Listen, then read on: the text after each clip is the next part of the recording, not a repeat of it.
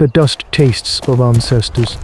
Kale runs a cracked thumb over the fish skeleton, its bones bleached white and brittle in the unending sun. It lies on the floor of what was once the deep river, a name that has become a cruel joke whispered only by the elders. No, it is just a winding scar of baked mud and shattered stone, a grave for a world that has forgotten rain. This is the brutal reality of their prehistoric life, a slow grind of attrition in a land of giants. Around him, the clan huddles in the sliver of shade offered by a granite overhang, their movements slow, their faces hollowed by hunger. They are a flicker of warmth in a cooling world, a species whose story in the grand arc of hominid history seems destined for a swift and silent end. Tonight, the moon is a sliver of bone, and the silence is broken by a sound. It is not the padded footfall of a predator or the screech of winged death from above. It is a loud, resonant hum, a vibration that travels through the soles of their feet and settles deep in their chests.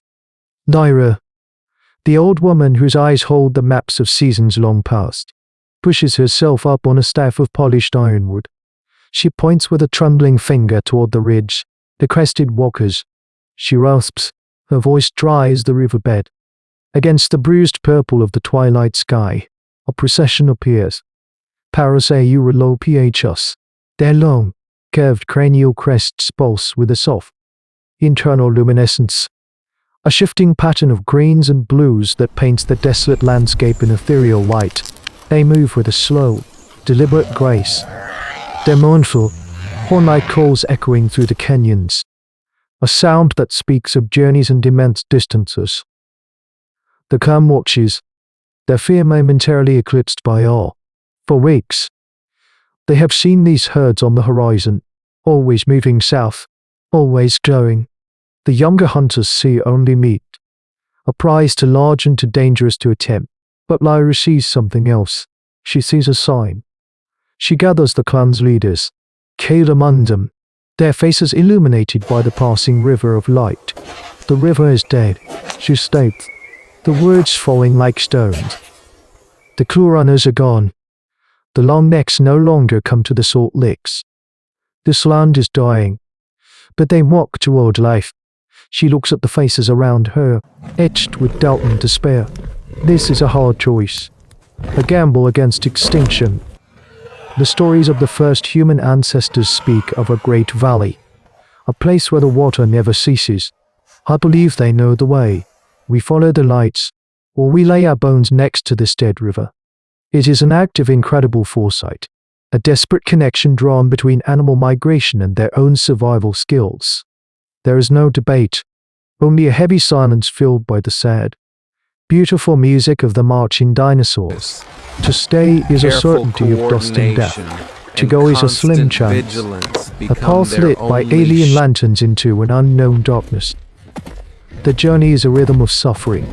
They walk when the glowing crests walk. They rest when the great herd rests. They are ghosts trading a river of light, clinging to the edge of the herd's immense safety, yet forever separate from it. They quickly learn the grim ecology of this exodus. They are not the only followers. A pack of Utahraptors shadows the migration, a persistent, parallel current of silent death. They are larger, more brutal cousins of the more commonly known Velociraptor, and their presence is a constant. Low-grade fever in the clan's collective mind. These are not frenzied killers. They are patient investors in violence. The clan watches from the high rocks as the raptors execute a flawless hunt. 3 of them split from the pack, using the terrain to drive a juvenile Parasaurolophus toward the other 2, who lie in wait. The attack is a blur of sickle claws and terrifying efficiency. There is no wasted motion, a stark lesson from the world of prehistoric animals. The clan learns the first and most important rule of the Great War: stay clear of the fringes. The raptors are the shepherds of this herd, and they call the weak. This forces a hard choice upon Kale. To stay close to the main herd is to risk being trampled in a panic. To fall too far behind is to present themselves as an isolated, tempting meal. He watches the raptors, not as a hunter sizing up prey, but as a student of a lethal art. He observes their pack dynamics, the way they communicate with subtle head tilts and clicks, He sees that they test potential targets, making short, probing runs to gauge reaction and defense. They are intelligent, and intelligence can be countered. A plan begins to form. A desperate piece of engineering born from the boneyards the raptors leave behind.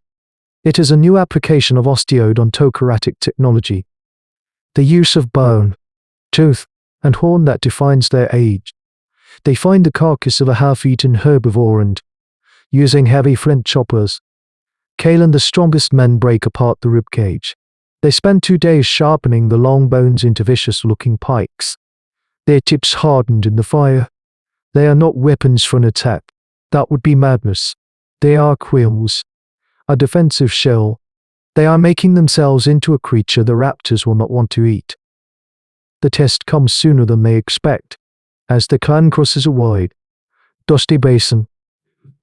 It moves toward them with an unnerving, fluid gait, its head low, its sickle clawed, apping the baked earth. Panic ripples through the clan. Kale's voice is a sharp bow. Circle. Points out. The humans scramble into a tight knot. The 15 sharpened bone pikes pointing outward like the spines of an Allosaurus. It is a pathetic defense against such a creature. A wall of flesh and sharpened bone. The Utahraptor stops 20 paces away. Its intelligent, bird-like eye swiveling to assess this strange, bristling creature. It lets out a series of sharp, guttural clicks. It is a question. Kel grips his own pike, his knuckles white. The clan stands as one, a community bound by shared terror. The raptor takes another step, then another. It finds to the left, testing their resolve. The wall of bone turns with it, a single, unified organism. The raptor considers them for a long, silent moment. This is not easy prey. This might cost it something. With a final, dismissive hiss, it turns and lopes away to rejoin the pack. They do not cheer. They only sag with relief. The knowledge settling in that they have survived this test. But the circle will be watching and waiting for the entire journey. Bear changes first. It loses its bait. Dusty edge and begins to carry the scent of damp earth and deep, green life. After months of walking, of living as satellites to the glowing herd, they see it, a sharp cut in the endless plateau. A gateway canyon wreathed in mist. The great valley. The mournful calls of the Parasaurolophus is heard shift in tone, becoming a chorus of eager, resonant blasts that echo from the canyon walls. But as the clan draws closer, a new shape breaks the skyline of the canyon's mouth. It is an Allosaurus, larger than any they have ever seen. It hides a tapestry of old scars. It stands sentinel on a high ledge, its massive head silhouetted against the sky. It is the gatekeeper, the toll taker, and it has claimed this resonant pass as its own. The herd halts, a shimmering dam of bioluminescence held back by the predator's silent challenge. The raptors, for their part, melt back into the scrubland, unwilling to contest the claim of an apex predator. The clan is trapped. To go back is to return to the dying land. To stay is to starve at the very gates of salvation. This is their final test. A life-or-death challenge that their simple bone pikes cannot answer. Kale watches the Allosaurus and then the hesitant, glowing herd. He listens to the echoes. The pass is narrow, a natural resonant chamber. This is where an idea, as audacious as it is terrifying, takes root. It will require an act of profound altruism and a perfect orchestration of chaos. They will not fight the beast with spears, but with sound. The plan is madness. Cain and Lyra select the 5 swiftest runners, 4 men and 1 woman. Their faces grim in the pulsing glow of the herd. Their task is to become the predator. They strip to loincloths, cutting sharpened stones and torches lit from their carried embers. Their objective is not to harm, but to terrify. To drive a wedge of the Parasaurolophus herd directly toward the canyon mouth.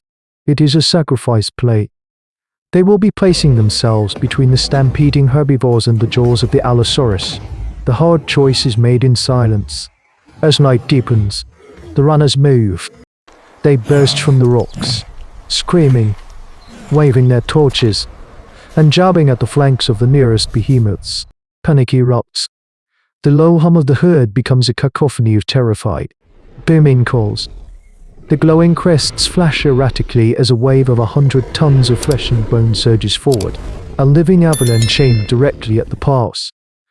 The Allosaurus, initially intrigued by the commotion, lets out a territorial roar of fury as the ground begins to shake. It leaps down from its perch, ready to meet the charge, but it is not prepared for the sound. As the panicked Parasaurolophus put into the narrow canyon, their deafening, trumpet-like calls are amplified tenfold by the rock walls. The sound becomes a physical force, a disorienting, agonizing wall of vibration that batters the predator's sensitive ears. The Allosaurus roars in pain, shaking its massive head, confused and overwhelmed by the sonic assault. It snaps at the nearest animal but misses. Its legendary senses scramble. The tide of herbivores, driven by pure terror, smashes past it. The great hunter, master of its domain, is dethroned not by a challenger's tooth and claw, but by a symphony of fear conducted by creatures a fraction of its size. They retreats, disoriented and enraged, seeking silent. The path is clear. Kale gathers the clan, his heart pounding as he searches the darkness for the 5 runners. For emerge from the dust-and chaos, bruised and bleeding but alive, wonders not. They do not have time to mourn. With the last of the herd's glowing crests disappearing into the mist, the clan follows, stepping out of the dust and into the deep, wet green of their new world. They have arrived, but they are not conquerors. They are survivors, forever marked by the ghost lights that lead them and the echo of the one they lost at the gate. The Great Valley is not a paradise. It is simply another, richer arena of struggle, filled with new giants and new dangers. Yet, something fundamental has shifted in the story of human evolution. On the lone rock, huddled behind their wall of sharpened bone and orchestrating a symphony of terror, they learned a profound truth about this prehistoric world. The greatest powers, the most terrifying jaws, the most impenetrable hides, all have a weakness that can be exploited by a mind that sees the world differently. Their journey across a continent, following the ethereal glow of a dinosaur herd, was more than a migration. It was the moment our human ancestors consciously weaponized the environment against its masters. How many times in our deep, unwritten prehistory did such desperate gambles, such audacious acts of creative intelligence against impossible odds, become the foundational blueprints for our species' unlikely defiance? They refused to be merely prey, and in that refusal, they carved out the first, fragile territory for the mind of man in a world ruled by titans. Our past is a river of ghosts, and its current flows through us still. And on the other side of the world, a different clan learns that the sky is not empty.